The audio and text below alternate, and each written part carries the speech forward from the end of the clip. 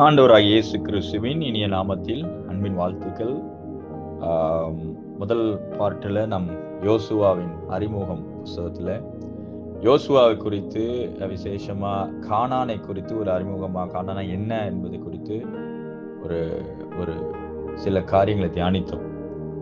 இப்பொழுது கானானை சுதந்தரிப்பதற்கு தேவன் இஸ்ரேல் ஜனங்கள் வழிநடத்தி செல்கிறார். அதில் யோசுவாவை கைப்பிடித்துக் கொண்டு யோசுவாவின் மூலமாக எப்படி சுதந்திரிக்க வைக்கிறார் என்பதை குறித்து நம்ம இந்த பகுதியில் தியானிக்க போகிறோம். இந்த யோசுவா அப்படின்ற ஒரு பேக்ரவுண்ட் என்ன அப்படின்னு பார்த்தீங்கன்னா, ஒரு கானானை சுதந்திரிப்பதற்கு தேவன் கிருபையாய் கொடுத்த கானானை விசுவாசத்தை கொண்டு நாம் சுதந்திரிக்க வேண்டும். கானான் என்பது கிருபையாய் கொடுக்கப்படுகிறது. அது எந்த ஒரு சம்பாத்தியம் இல்லை, நம்முடைய சம்பாத்தியம், நம்முடைய கைத்திறமை, நம்ம எதுவுமே இல்லை. 100% நான் ஏற்கனவே சொன்னேன் முதல் பகுதியில், 100% கிருபையினால் கொடுக்கப்படுகிறது. தேவனே இறங்கி 100% தேவனால் ஆயத்தம் பண்ணின நன்மைகள்.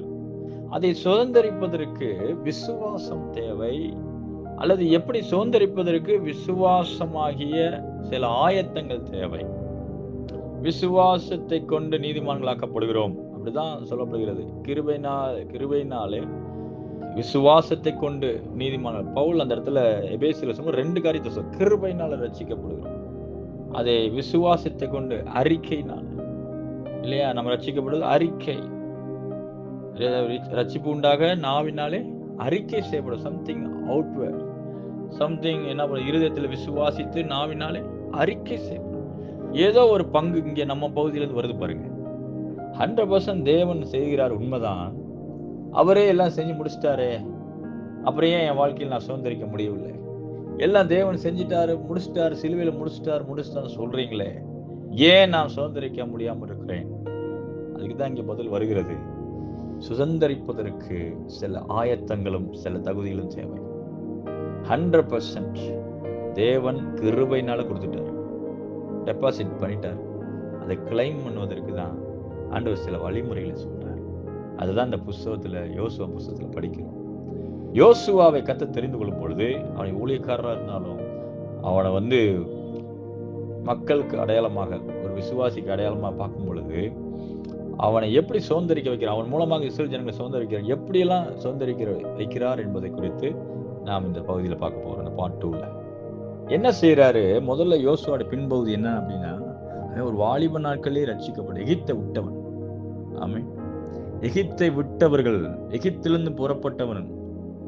இந்த யோசுவா காலேப் மட்டும்தான் எகிப்தை விட்டுலேருந்து புறப்பட்டு இந்த சுதந்திரிக்கு வந்தவங்க. மற்ற எல்லாருமே வேதத்தில் படிக்கும் பொழுது அவர்கள் வனாந்திரத்திலே மரித்து போனவர்கள் என்பது சேர்த்து வேதத்தில் நாம் படிச்சிருக்கிறோம். அப்போ முதல்ல அவன் எகிப்தை விட்டு, வாலிப நாட்களே எகிப்தை விட்டவன், எகிப்தை விட்டு கர்த்தரை ஆராதிக்கிற ஒரு கூட்டமாக இருக்கிறான். வேதத்தில் நாம் படிக்கும் பொழுது யாத்திராம் புஸ்தகம் 33:11 யோசுவா என்னும் அவனுடைய பணிவிடைக்காரனாகிய வாலிபன் ஆசரிப்பு கூடாரத்தை விட்டு பிரியாதிருந்தான்.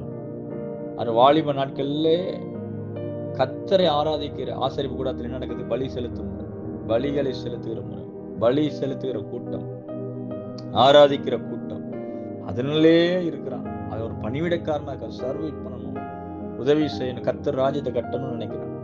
அப்படிப்பட்ட ஒரு பாத்திரத்தை தான் ஆண்டவர் தெரிந்து கொண்டார். ஆமென்.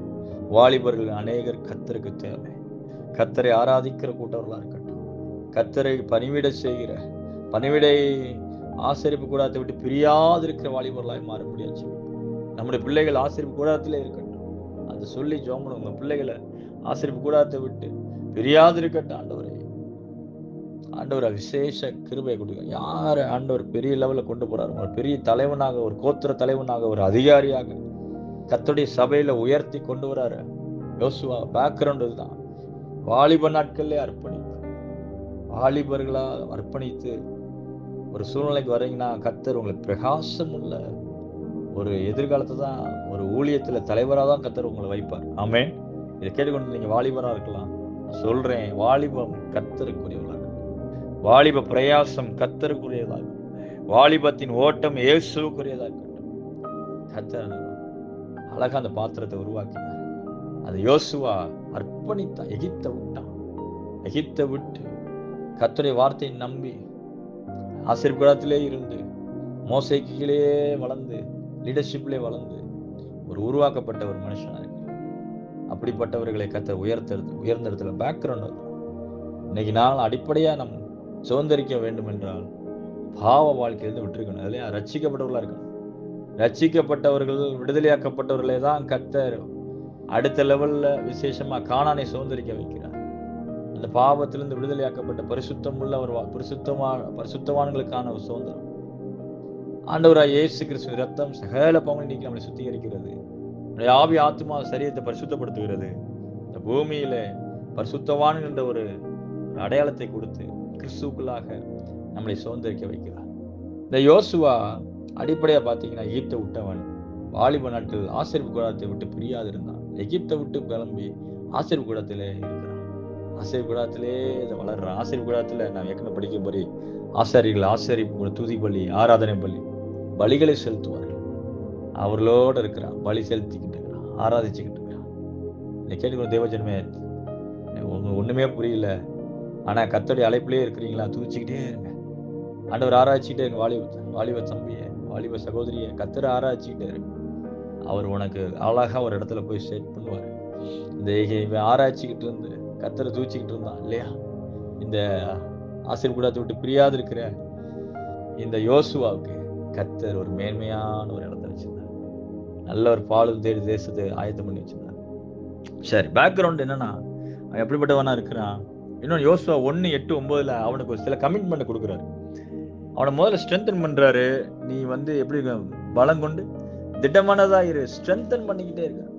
நீங்க தேவன் உங்களுக்கு ஒரு ஆசீர்வாதத்தை, அதாவது கானானை சுதந்திரிக்கு முன்பதாக, அது நல்ல ஒரு பட்டணங்களை கட்டி பட்டணத்தை சுதந்திரிப்பதற்கு முன்பதாக உங்களை கர்த்தர் ஸ்ட்ரென்தன் பண்ணிக்கிட்டே இருப்பார். உங்களை அபிஷேகம் பண்ணிக்கிட்டே, உங்களை நிரப்பிக்கொண்டே இருப்பார். நீங்க ஒரு சில வசனங்களை நான் சொல்றேன், நீங்க வீட்டுல நல்லா தெளிவா வாசிங்க. யோசுவா 1:8 இப்படிதான் ஆண்டவர் சொல்றாரு. என்ன சொல்றாரு? நீ பின்பகுதி வாசிக்கிறேன், நீ இரவும் பகலும் அதை தியானித்துக் கொண்டு போய், எதை? நியாயப்பிரமாண புஸ்தகத்தை அதை தியானித்துக் கொண்டு போயாக. அப்பொழுது நீ உன் வழியை வாய்க்க பண்ணுவாய், அப்பொழுது புத்திமானாய் நடந்துவாய். ஒரு பெரிய ஒரு காரியத்தை, கானானை சுதந்திரிக்கும் தேசம் முன்னாடி இருக்கிறது. கானான் ஆகிய தேசம், அவங்க மாம்சத்தின்படி நான் சொல்லும்பொழுது அது ஒரு லொகேஷன், ஒரு இடம், ஒரு தேசம். அதை கட்டுவதற்காக, அதை சுதந்திரிப்பதற்காக வந்துட்டு இருக்கிறாங்க. இது ஆவிக்குரியதுல நீ கன்வெர்ட் பண்ணும்போது உங்களுக்கான கானான், உங்களுக்கான தேவை, உங்களுக்கான மேன்மையான ஒரு வாழ்க்கை, உங்களுக்கான சரீர சுகம், உங்களுக்கானவைகளை நீங்க சுதந்திரிப்பதற்கு சில வழிமுறைகளை இந்த யோசுவா புஸ்தகத்திலிருந்து நம்ம படிப்போம். அப்ப யோசுவா போல ஆராதிக்கிற, துதிக்கிற ஒரு ஜனமா இருந்தீங்கன்னா கர்த்தர் நிச்சயமா கானானுக்கு நேரம் நடத்துவார். அதை உங்களை தகுதிப்படுத்துவார். எகிப்தை விட்டுருக்கணும், கண்டிப்பா எகிப்தே இருக்கக்கூடாது, இருதயம் வேற மாதிரி இருக்கணும். பல விழுந்து எழுந்திக்கிற இருதயமா இருந்தா நீங்க சுதந்திரிக்கவே முடியாது. சுதந்திரிக்கிறதுக்கு இன்னும் எலிஜிபிலிட்டி ஆகல, கிருபையா கர்த்தர் கொடுத்துட்டாரு. அது சுதந்திரிப்புக்கு ஆயத்தமா இல்லை, அதை கொஞ்சம் மாத்தணும். நிறைய பேர் நான் பாவத்துல விழுந்து எழுந்திக்கிறேன், அப்படி எதுவுமே கிடையாது. நம்முடைய ஆவி மனுஷன் ஸ்ட்ரென்தன், உள்ளான மனுஷன் ஸ்ட்ரென்தன் பண்ணிப்பார். அது பாருங்க, அதுல நீங்க நின்று பாருங்க. உங்களுடைய மாம்ச சக்தியில ஆவியினாலதான் சரீரத்தை செய்ய கீழ்படுத்த முடியும். இன்னர் மேன தான் ஃபோக்கஸ் பண்ணும். ஸோ ஆவிக்குன்னு கனெக்ட் பண்ணும்போது ஆவியான ஒரு அபிஷேகம், அந்நிய பாஷைகள், வர்றங்கள், அப்புறம் என்ன சொல்றது, உபவாசம், மெயினா உபவாச ஜெபம்லாம் ஒரு பெரிய மகிமையான, அது இன்னர் மேன ஸ்ட்ரென்தன் பண்ணும். ஸோ உபவாசம் அதெல்லாம் நீங்க என்ன பண்ணுங்க, ஃபாலோ பண்ணீங்கன்னா அது ஸ்ட்ரென்தன் ஆகுங்க. பாடி என்ன, ஸ்பிரிட் ஸ்ட்ரென்தன் ஆகும். ஸோ ரைட், அப்போ என்ன நடக்குது? தியானிக்கிற மனுஷனா இவன் ஆண்டவர் அவனை ஸ்ட்ரென்தன் பண்றாரு. பலம் கொண்டு திடமனதாயிரு, நான் உன்னோடு இருப்பேன், நான் மோசம் போன இருப்பேன்னு சொல்லி 5ஆம் வசனத்துல ஸ்ட்ரென்தன் பண்றாரு. 6ஆம் வசனத்திலையும் ஸ்ட்ரென்தன் பண்ணிட்டே இருக்காரு. இதுதான் அனாயிண்டிங், ஒரு அபிஷேகம். இன்னைக்கு சபைக்கு போறீங்க, ஆராதிக்கிறீங்க, வசனத்தை கேட்குறீங்க, வார்த்தை அந்த அப்பத்தை கேட்டு வந்துடுறீங்க, சாப்பிட்டு வந்துடுறீங்க. ஆனா பாடி, உங்க ஸ்பிரிட்ல ஒரு ஸ்ட்ரென்த் இல்லாம ஒரு சூழ்நிலை இருக்கும்போது யூ நீட் அனாயிண்டிங், ஒரு அபிஷேகம், ஸ்ட்ரென்தனிங் அனாயிண்டிங். ஒரு ஜீவ தண்ணீர் உங்களுக்குள்ள பாயிற மாதிரி ஒரு அபிஷேகம் உங்களுக்கு தேவை. ஏன்னா அந்த அபிஷேகம் இருந்தாதான், அந்த அனாயிண்டிங் இருந்துச்சுன்னா, அந்த அபிஷேகத்தை நீங்க பெற்றுக்கொண்டீங்கன்னா உங்களுக்குள்ள அப்படியே அந்த ஜீவ நதி ஓடிச்சுன்னா எல்லாமே ப்ராஸ்பர் ஆகும். இல்லைன்னா நீங்க ஒரு கட்டத்துல இருந்து அடுத்த கட்டத்துக்கு பொருள் சோர்ந்து போயிருவீங்க, வழியிலே மடிந்து போவார்கள். பலன் இல்லைன்னா என்ன பண்ணுவோம்? மடிந்து போவார்களே. இயேசு சொன்னார், ஆவிக்குரிய நல்ல வசனங்களை கொடுத்தாரு, வார்த்தைகளை கொடுத்துட்டு உங்களை ஸ்ட்ரென்தன் பண்றாரு. ஆனா மாம்சத்துல என்ன பண்ணுவாங்க? போற வழியில சோர்ந்து போவாங்களே, மெட்டீரியல் திங்ஸ்ல சோர்ந்து போயிடுவாங்களே, அவர் சரீரம் சோர்ந்து போய் வழியிலே சோர்ந்து போவார்களே. அப்ப ஆண்டு என்ன பண்றாரு? ஒரு சாப்பாடு கொடுத்து அனுப்புறாரு. ஸோ என்ன சொல்ற? பெலன் வேணும். ஆவியில என்ன தேவை? ஒரு பெலன் தேவை. அந்த பெலனை தான் அங்க ஸ்ட்ரென்தன் பண்றாரு யோசுவாவை. ஐயோ, ஒரு லீடர் போயிட்டாரு, தலைவர் போயிட்டாரு, நான் என்ன செய்ய போறேன் அப்படின்னு சொல்லிட்டு அவன் தனியா புலம்பல பாருங்க. அவன் என்ன நினைப்புச்சோ எனக்கு தெரியாது. ஆனா தேவன் அவனை ஸ்ட்ரென்தன் பண்ண ஆரம்பிச்சிட்டாரு. இந்த time of strengthening, refreshment, inner மன ஸ்ட்ரென்தன் பண்றதுக்குன்னே டேட்டை ஃபிக்ஸ் பண்ணுங்க. ஆண்டவர்கிட்ட கேளுங்க, கிருபை கேளுங்க. நீ இந்த நாட்களை என்னை ஸ்ட்ரென்தன் பண்ணுங்க தகப்பனே, என்னை பலப்படுத்துங்க தகப்பனே, என்னை ஸ்ட்ரென்த், இன்னர் மன் ஸ்ட்ரென்த். எனக்கு தெரிஞ்ச ஒரு ஊழியக்காரர் ஓடிக்கிட்டே இருப்பார். அவர் பார்த்தானா அங்க ப்ரோக்ராம், டைரி போட்டு லிஸ்ட் போடு, நீங்க ஓடிட்டே இருக்கீங்களே, அவரை என்னைக்கு ஸ்ட்ரென்தன், இன்னர் மேன்ல ஸ்ட்ரென்தன் பண்ணுவார் எனக்கு தெரியல. அவருக்கு ஒரு ஸ்ட்ரென்த் வேணும் தெரியுமா? இல்லையா? அவருக்கு ஒரு ஸ்பிரிட் இருக்குல்ல. அவர் தன்னை ஸ்ட்ரென்தன் பண்றதுக்கு ஒரு வாரம், ஒரு 10 நாள், ஒரு 40 நாள் உபவாசம்லாம் உட்கார மாட்டாரு. நான் பார்த்தது இல்லை, அப்படி இல்லவே இல்லை, கேள்விப்பட்டது இல்லை. ஒரு மேல ஆரம்பத்துல இருந்துக்கலாம், அது ரொம்ப ரேர். இன்னைக்கு ஊழியக்காரலா இருக்கிறீங்க, ஒரு வேளை கேட்டீங்கன்னா, இந்த சத்தியத்தை கேட்டுட்டு இருந்தீங்க, நான் சொல்றேன், நீங்க தனித்து உட்கார்ந்து உங்களுடைய உள்ளான மனுஷனை பலப்படுத்தி கொள்ள வேண்டும். அது எந்த கூட்டங்களுக்கு போறனால ஸ்ட்ரென்தன். எனக்கு தெரிஞ்ச இன்னொரு ஊழியர்கள் அவர் சொல்லுவார், நான் ஒரு வாரமா போய் ஸ்ட்ரென்தன் பண்ணிட்டு வந்தேன். எங்க போனீங்க? இன்னொரு கூட்டத்துக்கு போனேன். ஆண்டவர் உங்களை கூட்டங்கள்ல உட்கார்ந்து ஸ்ட்ரென்தன் பண்ணல, தனித்து உட்கார்ந்து ஸ்ட்ரென்தன் பண்ணிக்கொள். ஹல்லேலூயா. தனித்து உட்காரு, தனித்து வேதத்தை எடு, தனித்து உபவாசம் பண்ணி உட்காரு. நீயும் கர்த்தருமா இருக்கணும். விசுவாசிகள்கிட்ட எதிர்பார்க்கணும். ஊழியக்காரில் இன்னைக்கு உட்காராம இருக்கு. அதனாலதான் அடி உழுகுது. ஊழியத்துல போக முடியல, முன்னேறி போக முடியல. சோர்வு. இருக்கிற பலனை வச்சு எவ்வளவு நாள் ஓடுவீங்க? ஆமே. ஊழியக்காரர்ல ஸ்ட்ரென்தன் பண்ணிக்கோங்க, என்ன பண்ண. அப்போ என்ன நடக்குது? யோசுவாவை ஸ்ட்ரென்தன் பண்ற தேவன். இந்த அனாயிண்டிங் வேணும் விசுவாசிகள். ஒரு அனாயிண்டிங் உங்களுக்குள்ள அப்படி நிரப்பி உங்களை ஸ்ட்ரென்தன், ஒரு இன்னர் மன்ல ஒரு எனர்ஜி, ஒரு பூஸ்ட் வேணும். அதுதான் பூஸ்ட் பண்றது. ஆபிரகாம் பூஸ்ட் பண்ண தேவன். வானத்தை பண்ண, அவனை மகா பெரிய கேடகமா இருப்பேன், வாக்கு தத்தினால பூஸ்ட் பண்ணிட்டே இருக்கிற தேவன். தேவன் நம்மளை பூஸ்ட் பண்ணுவார், நம்மளை ஸ்ட்ரென்தன் பண்ணிக்கிட்டே இருப்பார், பலப்படுத்திக்கிட்டே இருப்பார். ஏன்? ஒரு பெரிய ரிசல்ட்டுக்காக அட்வான்ஸாவே ஸ்ட்ரென்தன் பண்ணுவார். அப்ப என்ன நடக்குது? இந்த 5ஆம் வசனத்துல ஸ்ட்ரென்தனிங் தான். வார்த்தை பலப்படுத்துகிறாரு, வார்த்தையை தியானிக்க சொல்றாரு. 9ஆம் வசனம், உனக்கு கட்டளையிடவில்லையா? பலம் கொண்டு திடமனதா இரு, திகையாதே, கலங்காதே, நீ போகும் இடமெல்லாம் உன் தேவனாகிய கர்த்தர் உன்னோடு இருக்கிறார் என்றார். அவனை ஸ்ட்ரென்தன் பண்ணிட்டு அவன் பேக்ரவுண்ட் கொடுத்துட்டே, நான் இருக்கிறேன் கூட. ஏன்? ஒரு பெரிய காரியம் செய்ய போற. ஹல்லேலூயா. கர்த்தர் பெரிய காரியங்களை செய்வதற்கு துணை வேணும். கர்த்தரே உங்க துணையா இருப்பாராங்க. கர்த்தர் இல்லாம, அதுல நிறைய பின்ன பகுதியை சொல்றேன், கர்த்தர் இல்லாம தனித்தே செய்யல. 2 பேரா செஞ்ச. கர்த்தர் அவனோட இருந்தார், கர்த்தர் இருந்தார், கர்த்தர் இருந்தார், கர்த்தர் இருந்தார். நீங்க எந்த ஊழியமா இருந்தாலும், எந்த கிரியைகளை, எந்த ஒரு நன்மையை ஆண்டவர் உங்க கூட கொடுக்கறத உங்களை வச்சு உங்களை வழி நடத்தி கொடுக்க வைப்பார், உங்களை நடத்தி கொடுக்க வைப்பார். ஆமே. கானானே சுதந்தரிக்க தான் போறாங்க. ஏன்? தேவன் மேல இருந்துட்டு எல்லாம் செய்யலாமே, கூட இருக்கு. ஆமே. உங்க ஓட்டங்கள், பிரயாணத்துல, நாட்கள்ல, ஹல்லேலூயா, உங்களுடைய நாட்கள்ல கூட இருந்து உங்களை நடத்துகிற உண்மையுள்ளவராக இருக்கிறார். அவரே தேசத்தை கொடுக்கிறார், அவரே யுத்தம் பண்ண வைக்கிறார், அவரும் யுத்தம் பண்றார், அவரும் எவ்வளோ நிறைய காரியம் இருக்கும். அடுத்த பாட்டுல வரும் நினைக்கிறேன்.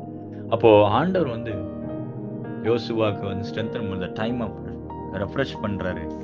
அடுத்து பாத்தீங்கன்னா,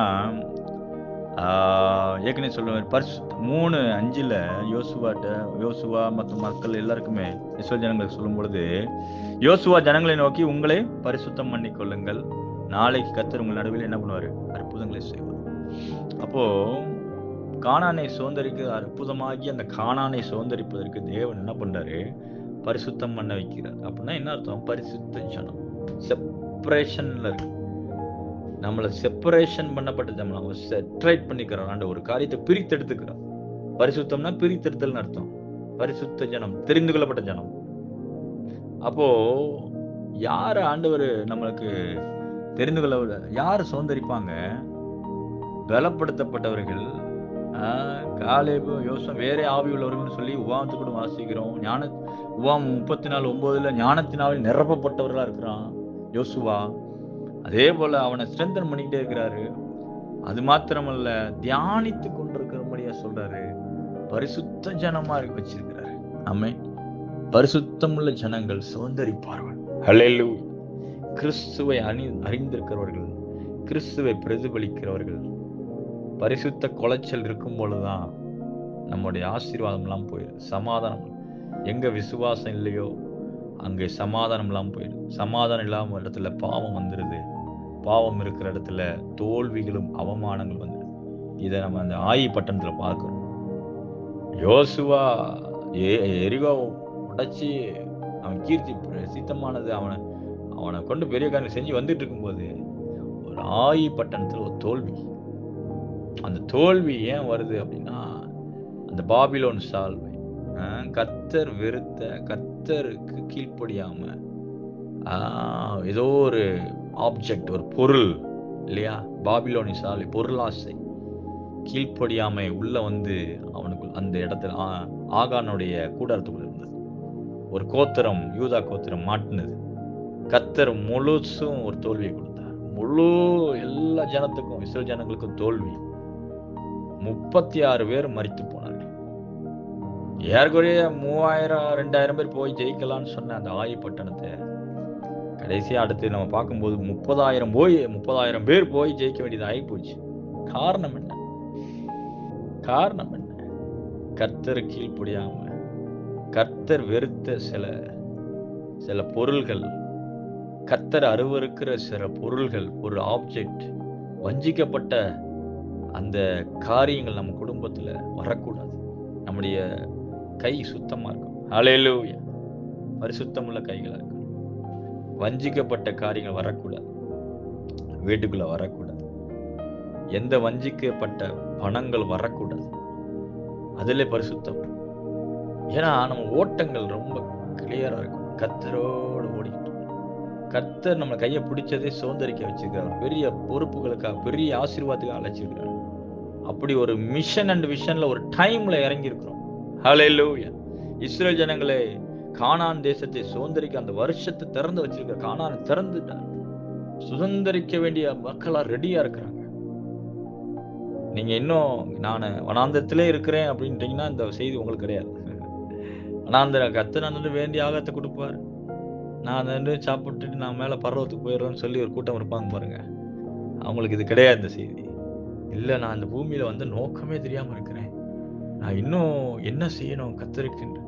இன்னும் என் வாழ்க்கையில் நான் எப்படி என்னுடைய கர்த்தர் எனக்கு கொடுத்த தரிசனம், எனக்கு கொடுத்த அந்த கானானை கர்த்தர் எனக்கு உண்டு பண்ணி நான் எப்படி சுதந்திரிக்கணும்னு நினைக்கிறவங்களுக்கு இந்த செய்தி. ஆமென். அப்ப என்ன நடக்குது? இவங்க கானானை சுதந்திரிப்பதற்கு கர்த்தர் பரிசுத்தப்படுத்துகிறார். இவர்கள் பரிசுத்தம் பண்ண வைக்கிறார். நியாயப்பிரமாணத்தை தியானிக்க சொல்றாரு. அப்படின்னா என்ன அர்த்தம்? வேதத்தை தியானிக்கிறவளா இருக்கணும். தியானிக்கிறது, நீங்க நிறைய ஊழியக்காரங்க 10 அதிகாரம் படி, 15 அதிகாரம் படின்னு சொல்றாங்க.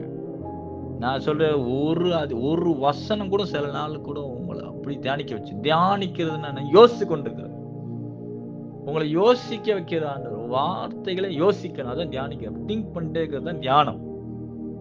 தியானிக்கிற மனுஷன் தான் பாக்கியவன் போட்டிருக்கு. படிக்கிற மனுஷன் பாக்கியவன் போடல. சங்கீதம் 1 தெளிவா படிங்க. பைபிள் படிக்கிறீங்க, வேதத்துல என்ன போட்டிருக்கு? யோசுவா 1:8-9 நியாயப்பிரமாணம் தியானித்து கொண்டு படிச்சு கொண்டிருப்பாயன்னு சொல்லல. ஆனா நீ அதுல எழுது, அந்த இதெல்லாம் சொன்னாரு. எதுல சொன்னாரு? கையில எழுதிக்கோ. கற்பனைகள்லாம் என்ன பண்ணு, சுவத்துல எழுது. அப்ப ஏபால் மலையிலையும் இன்னொரு பலிபீடத்துல எழுதுன்னு சொல்லி எல்லாம் சொன்னாரு. அதெல்லாம் ரைட், எழுதப்பட்டதெல்லாம் இருக்கு. பட் தியானித்து கொண்டிருக்கிற மனுஷன் திங்க் பண்ணிட்டே இருக்கணும். அதான் பைபிள். ஸோ ஒரு நாளைக்கு 15 அதிகாரம் கூட உங்களை படிக்க வச்சிடலாம். சில நேரத்தில் ஒரு நாளில் ஒரு வசனத்தையே உட்கார வச்சு அதையே திங்க் பண்ண அசை போடுற வச்சு அப்படி உட்கார வச்சிடலாம். அப்படிதான் நீங்கள் உண்மையாக ஃபாலோ பண்ணுங்க. அதுதான் உங்களுக்கு லைஃப்பில் நிற்கும். ஸோ அவசரமாக மனப்பாடம் வசமாக ஒப்பிக்கிறது இதெல்லாம் செல்லாது. அதெல்லாம் மத போதனைகள், கிறிஸ்தவ மத போதனைகள். அதை பண்ணி இதை மனப்பாடம் பண்ண, அதை மனப்பாடம் பண்ண மூளையில இருந்து என்ன பிரயோஜனம் சிஸ்டர் பிரதர்? இருதயத்துல அந்த வார்த்தை இறங்க, திங்கிங்ல இருக்கணும்ல. அந்த வாசம் யோசிச்சோடனே உங்களால அழுகாம இருக்க முடியாது. இல்லைன்னா அந்த வார்த்தையை யோசிச்சோடனே உங்களால சந்தோஷத்துல துள்ளி குதிக்காம இருக்க முடியாது. அது சம்திங், அந்த வார்த்தை உங்களை அனலாக்கும் பாருங்க. அதுதான் தியானம். ஹல்லேலூயா. இது எதுமோ நம்ம புதுசா எல்லாத்தையும் உருவாக்குறது இல்ல, தியானித்து கொண்டு. ஸோ அப்போ என்ன நடக்குது? இவங்களை வந்து தியானிக்க வைக்க சொல்றாரு. இவங்களை ஸ்ட்ரென்தன் பண்றாரு. யோசுவாவை பரிசுத்தம் பண்ண வைக்கிறாரு. பரிசுத்தம் பண்ணிக்கொள்ளுங்கள், ஹோலி இதுக்குன்னே சுதந்திரிப்பதற்குனே பிரித்தெடுக்க வை. ஸோ சில எல்லா வழிமுறைகளை செட் பண்றாரு ஆண்டவர். ஆமென். சுதந்திரிப்பதற்கு. ஹல்லேலூயா. அப்போ அடுத்தது பாருங்க, இங்க யோசுவா 1:14 படிக்கிறோம், 4:13 பார்க்கிறோம். யுத்த சன்னராய் இருங்க. ஏன்னா நீங்க ஒரு பட்டணத்தை பிடிக்கிறீங்க, அதுக்கு தேவன் எப்படி வச்சுக்கிறாராம் இஸ்ரவேல் ஜனங்களை? யுத்த புருஷர்களாக, யுத்த ஜனங்களாக இல்லைங்க, யுத்தத்துக்கு புறப்படுறவங்க. அப்படின்னா எப்படி இருப்பாங்க? யுத்த சண்டையில சேவகம் பண்ணுகிற சேவகரா இருங்க, நல்ல சேவக. அதுதான் இங்க சொல்லுவார் இல்லையா? பவுல் வந்து தீமோத்தேயு நல்ல போர் சேவனாக தீங்கு அனுபவி அப்படின்வார். ஏன்னா அந்த நாட்கள்ல ஃபர்ஸ்ட் செஞ்சுரி, முதல் நூற்றாண்டு உபத்திரவத்தின் நாட்கள்ல சபை கட்டப்பட்டது. ரோம சாம்ராஜ்யத்தின் கீழே சபை எழும்புகிறது. அந்த நாட்கள்ல கொடிய உபத்திரவம். அதனால விசுவாசிகள் ஆயிட்டாலே அவங்களுக்கு அடுத்த ரிவார்டு என்ன இருந்தது? உபத்திரவம் தான் இருந்தது. எதிர்ப்புகளும் உபத்திரவம் கலகம் தான் அவங்களுக்கு இதா இருந்தது. இந்த நாட்களுக்கு ஆண்டுக்கு ஸ்தோத்திரம் பண்ணுவோம். நமக்கு ரிலீஜியன்ஸ் ஸ்ட்ராங் ஆயிடுச்சு. கிறிஸ்டியானிட்டி ஒரு பெரிய ஸ்ட்ராங் ரிலீஜியன், வேர்ல்டுல நம்பர் 1 ரிலீஜியன்ஸ் ஆயிடுச்சனால பெரிய சேஃப்டி. அதனால யாரும் என்ன பண்ண முடியாது, கிறிஸ்தவர்களை தொட முடியாது. எதிர்ப்புகள் சும்மா அங்கங்கே ஏதோ பூச்சாணி காட்டிட்டு இருப்பான். அது அது ஃபிலிமுக்காக இப்போ ஆகிப்போச்சு. கிறிஸ்தவர்களை அடித்தா என்ன இது, ஃபிலிம் நேம் ஆகிக்கிறதுக்காக பயன்படுத்திக்கிறேன். அதெல்லாம் வேஸ்ட்டு. நல்ல அந்த நாட்களில் உண்மையான விசுவாசத்துக்கு அவங்கள அழிச்சு போடணும்னு சொல்லி ரோம சாம்ராஜ்யம் எழும்புறாங்க. அதனால அந்த நாட்களில் அவங்களுக்கு ஒரு ரிலீஜனே கிடையாது. அதுக்கு பதிவு செய்யப்படாத மதமாக இருந்தனால இந்த கூட்டம் ஒரு தீவிரவாத கூட்டம் மாதிரி நினச்சிக்கிட்டாங்க. அதனாலதான் ரொம்ப எதிர்ப்பு, யூதர்களால் இருந்து எதிர்ப்பு, ரோம சாம்ராஜ்யத்தினால் அது எதிர்ப்பு. அதனாலதான் இயேசு சொன்னா என் நிமித்தம், அதான் சிலுவைன்னு சொன்னா. அந்த நாட்கள் ஆரம்பிக்கும். இதை ஸ்பிரிச்சுவலா கன்வெர்ட் பண்ணும்போது சில குடும்பத்துல, கர்த்தரை அறியாத குடும்பத்துல இருந்து இயேசுவை ஏற்றுக்கொள்ளீங்க, அதர் ரிலீஜியன்ஸ்ல இருந்து ஆண்டவர்கிட்ட வரும்போது உங்க ரிலீஜியஸ் வட்டாரத்தில் இருக்கிற, உங்க மதத்துல இருக்கிற மத குருக்கள் மூலத்துல, அதன் மூலமா இருக்கிற ஜனங்களாலே உங்களுக்கு ஒரு துன்பமும் உபத்திரம் வரலாம் ஆவிக்குரியதுல. அதனாலதான் ஆண்டவர் இயேசு ஏற்றுக்கொள்ளும் பொழுது போர் சேவகனாக தீங்கு அனுபவின்னு சொல்லி பவுல் வந்து தீமோத்தேயுக்கு சொல்லும்போது அந்த போர் சேவகன்ற வார்த்தை வரும். அப்போ வேதத்தின்படி நம்ம பார்க்கும் பொழுது இங்கே போர் சேவகனா என்ன சொல்லுறாரு? இங்கேயும் பாருங்க, யுத்தம் தான் நடக்குது. சும்மா தேவன் கொடுக்கல, பாலும் தேனும் தேசத்தை சும்மா அப்படி அதாவது என்ன சொல்லல, கையில் அள்ளி கொடுக்கல. அதுல என்ன போட்டிருக்கு? 7 ஜாதிகள், அந்த ஜாதிகளை துரத்தி விட்டு, ஆமென், பாலும் தேனும் தேசத்தை அந்த பொல்லாத ஜனங்களை ஆக்கிரமிப்பு பண்ணி வச்சுக்கிறாங்க. அதாவது கர்த்தர் வெறுக்கிற ஜனங்கள் என்ன பண்ணிருக்கிறாங்க, பழைய ஏற்பாட்டு நாட்கள்ல இருக்கிறாங்க. அவங்கள துரத்தி விட்டு தான் கொடுக்குறாரு. நல்லா கவனிங்க. அப்ப நீங்க துரத்தணும்னா நீங்க என்ன பண்ணணும்? நீங்க யுத்த வீரரா இருக்கணும். ஆமென். தகுதியுள்ளவர்களா இருக்கணும். யுத்தம் செய்யற அளவுக்கு எபிலிட்டியா இருக்கணும். இதே யூடியூப்ல இன்னொரு பகுதி போட்டிருக்கிறேன், யுத்தம் செய்ய பழகுன்னு. அதை கொஞ்சம் பாருங்க. எப்படி யுத்தம் செய்ய, இன்னைக்கு விசுவாசி இளமையாவே குழந்தையாவே இருக்கிறதுனால அவங்களால அடுத்த லெவலுக்கு வர முடியல, வளர்ச்சியை பார்க்க முடியல. காரணம் கர்த்தர் இல்ல, காரணம் ஊழியக்காரங்கள் இல்ல, நீ எந்திரிக்காதனாலதான். நீ குழந்தையாவே இருந்து பாவிக்கிறீங்க.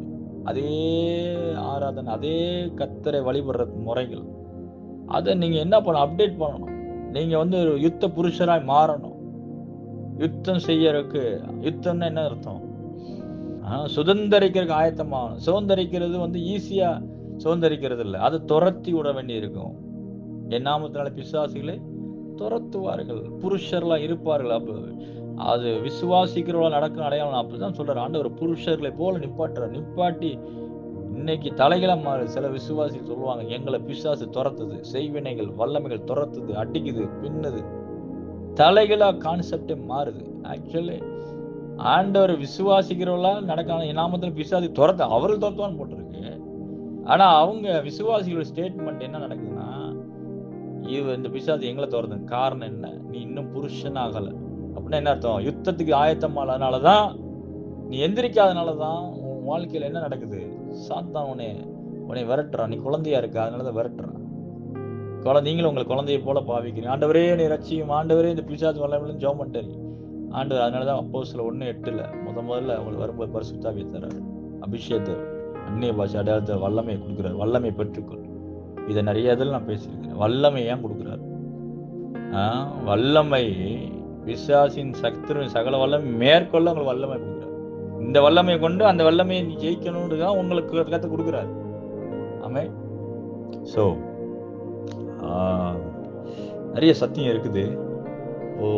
கொஞ்சம் தான் போயிருக்கிறேன். ஆண்டு சித்தமாக நான் நிறைய பகுதி போடுறேன். கொஞ்சம் கொஞ்சமாக ஒரு 1/2 hour போடலாம்னு நினைக்கிறேன். ஸோ யோசிச்சு பாருங்களேன், ஆண்டவர் எவ்வளோ அழகாக பேசுகிறார் பாருங்க. யோசிச்சு பாருங்க. அப்போ யுத்த புருஷராக இருக்கணும். ஆமென். அதே யோசுவா 4:13 அப்படிதான் வாசிக்கிறோம். யோசுவா 1:14 வாசிக்கிறோம். யுத்த சன்னராய் யுத்தம் பண்ணும்படி கர்த்தருக்கு முன்பதாக எரிகோக்கு வெளியில் கடந்து போனார்கள். யுத்த சன்னராய். இந்த யுத்த சன்னர்கள் எப்படி இருக்கிறாங்க? பரிசுத்தமான ஜனங்களா இருக்கிறாங்க. எகிப்தை விட்டவங்களா இருக்கிறாங்க. இன்னொன்னு விதத்துல சொல்ல போனா ஞானஸ்தானம் எடுத்தவங்களா எப்படி ஞானஸ்தானம் எடுத்துக்காங்க? செங்கடலை கலந்து தண்ணிக்குள்ள இருந்து வெளியே வந்துட்டாங்க. இன்னும் தேவனுக்கு வைராக்கியமா நிக்கிறாங்க. சுதந்திரிக்கு ஆயத்தமா இருக்காங்க. மன தெளிவா இருக்கிறாங்க. கர்த்தருடைய வார்த்தையில கீழ்ப்படிஞ்சு அந்த தரிசனத்துல நிக்கிறாங்க. விசுவாசியே நீ சுதந்திரிக்கிறதுக்கு ஆயத்தமா இருக்கணும். மனசு தெளிவா இருக்கணும். சுதந்திரிக்கிறதுக்கு ஆயத்தமா இருக்கணும். வாக்குத்தத்தம் வந்த தேசத்தை சுதந்திரிக்கு அசதியா இல்லாதபடி தரிசனமா நிக்கணும். மன தெளிவுள்ளவர்களா இருக்கணும். அப்படி இருக்கும்போது கர்த்தர் நம்ம கொடுத்த வாக்குத்தத்தமே கண்ணோக்கமா இருக்கணும். தூங்கிடக்கூடாது. வாழ்க்கையில் ஆவிக்குரிய தூக்கம் விட்டுறது, சபையை விட்டுறது, தனிப்பட்ட வாழ்க்கையை ஆண்டவரோட ஐக்கியத்தை விட்டுறது, காணாமல் போயிடுறது. இப்படி எத்தனை விசுவாசிகள் போயிருக்கிறாங்க. கேட்டா கடைசியில பரலோகத்துக்கு வந்துக்கிடுவாங்க. பரலோகத்துக்கு வர்றது இருக்கட்டும், இந்த பூமியில தேவ சித்தம் என்ன செய்யாம போயிருங்களே, அதான் கஷ்டமா. நீங்க பூமியில பயந்து வாழ்ந்து சுதந்திரிக்காம ஒண்ணும் செய்யாம போயிடுறீங்களே, அதான் கஷ்டமா. ஆகவே இதை கேட்டுக்கொண்ட நீங்க யாராலும் செய்தி உங்களுக்கு தான் செய்தி. உங்களை ஆண்டவர் அப்படி விட மாட்டார். உங்களுக்கு ஒரு அழைப்பு வச்சிருக்கிறார். தரிசனமா எழும்புவோம். ஆமென். ஸோ தொடர்ந்து அடுத்த பாயிண்ட்ல, அடுத்த காரியங்கள்ல இன்னும் விசாரமா தியானிப்போம். ஜெபிக்கிறேன். அன்புள்ள ஆண்டவரே, இயேசுவின் நாமத்தினாலே ஜெபிக்கிறேன். பரிசுத்த ஆவியானவரே, இந்த 2வது பகுதியை ஒப்பு கொடுக்கிறேன். தகப்பனே, நீங்க பேசிக்கிட்டு இருக்கிறீங்க. உங்களுடைய பிள்ளைகளை எழுப்புறீங்க. யோசுவாவின் தேவன் எங்களுடைய தேவனா இருக்கட்டும். யோசுவாவை ஜனங்களை, இஸ்ரவேல் ஜனங்களை சுதந்திரிக்க வச்சு, கானானை சுதந்திரிக்க வச்சு, அவங்க அழகுபடுத்த வைத்த தேவனே, உங்களுடைய பிள்ளைகளுக்கு கானானை திறந்து கொடுத்து அதை எப்படி சுதந்திரிக்க வேண்டும் என்பதை சொல்லிக் கொடுத்து, இவர்களை நீ அழகுபடுத்தி, இவர்களை நித்திய மாட்சிமைக்காக நான் நட்ட கிளைகளும் என்று சொல்லுகிறபடி நீ நட்ட கிளைகளாய் வைத்து இவர்களை ஆசீர்வதிக்கும்படியாச்சு உங்களுடைய கருத்துல ஒப்பு கொடுங்க. இயேசுவின் நாமத்தில் வேண்டுகிறோம் நல்ல பிதாவே. ஆமென். ஆமென். God bless you. கர்த்தர் உங்களை ஆசீர்வதிப்பார். ஆமென். தொடர்ந்து 3வது பாட்டுல உங்களை சந்திக்கிறேன்.